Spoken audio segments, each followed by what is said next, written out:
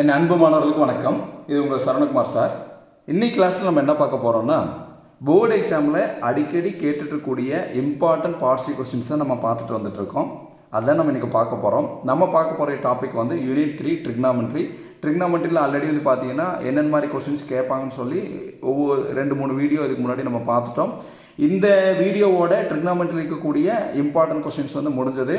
5 யூனிட்டுக்கும் important questions வந்து நம்ம வந்து கொடுத்துட்டோம். இந்த வீடியோவோட 5 யூனிட்டுக்கு எல்லாம் இம்பார்ட்டன்ட் கொஸ்டின்ஸும் முடிஞ்சது. இப்போ தான் இந்த வீடியோ பார்க்குறீங்க. இதுக்கு முன்னாடி இருக்கிற வீடியோவில் பார்க்கலைன்னா டே 1லேருந்து கொடுத்துருக்கேன். அதெல்லாம் நீங்கள் நல்லா தரவாக பார்த்துட்டு வாங்க. நீங்கள் பாஸ் பண்ணுறதுக்கு ஏதாவது 3 யூனிட்டு நீங்கள் நல்லா படித்தாகணும். First unit, second unit, fourth unit, இந்த 3 யூனிட்டை வந்து ஃபஸ்ட்டு நல்லா தரவு பண்ணிக்கோங்க. இதை தரவு பண்ணி முடித்ததுக்கப்புறம் அந்த 3 யூனிட்டில் இருக்கக்கூடிய இம்பார்ட்டன்ட் கொஸ்டின் என்னென்னங்கிறதெல்லாம் நான் கொடுத்துருக்கேன். 5 யூனிட்டுக்குமே கொடுத்துருக்கேன். 3 யூனிட்டுக்கு வந்து பார்த்தீங்கன்னா நீங்கள் செலக்ட் பண்ணக்கூடிய 3 யூனிட் வந்து என்னென்ன மாதிரி கேள்வியெல்லாம் கேட்கலாங்கன்னு நீங்கள் பாருங்கள். First unit, second unit, fourth unit, அந்த 3 யூனிட்டுக்கு வந்து இருக்கக்கூடிய கொஸ்டின்ஸ் எல்லாம் நீங்கள் நல்லா ப்ராக்டிஸ் பண்ணி பாருங்கள். அதுக்கு வீடியோ எல்லாம் பார்த்தீங்கன்னா ஆல்ரெடி டிப்ளமா மேக்ஸ் 1 என் ஸ்கீம்ங்கிற பிளேலிஸ்ட்டில் கொடுத்துருக்குறேன்.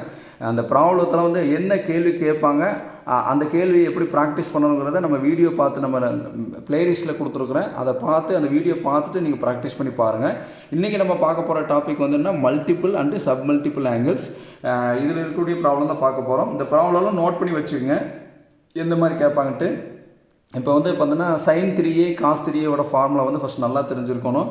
இப்போ sin 3a அடுத்து cos 3a ஃபார்முலா, இந்த 2 ஃபார்முலா வந்து மெயினாக வந்து இங்கே வந்து நல்லா தெரிஞ்சுக்கணும். sin 3a cos 3a, இதிலிருந்து sin cube a கண்டுபிடிக்கிறது, cos cube a கண்டுபிடிக்கிறதெல்லாம் நம்ம நல்லா தெரிஞ்சால் தான் இந்த சம்ஸ் வந்து நம்ம போட முடியும்.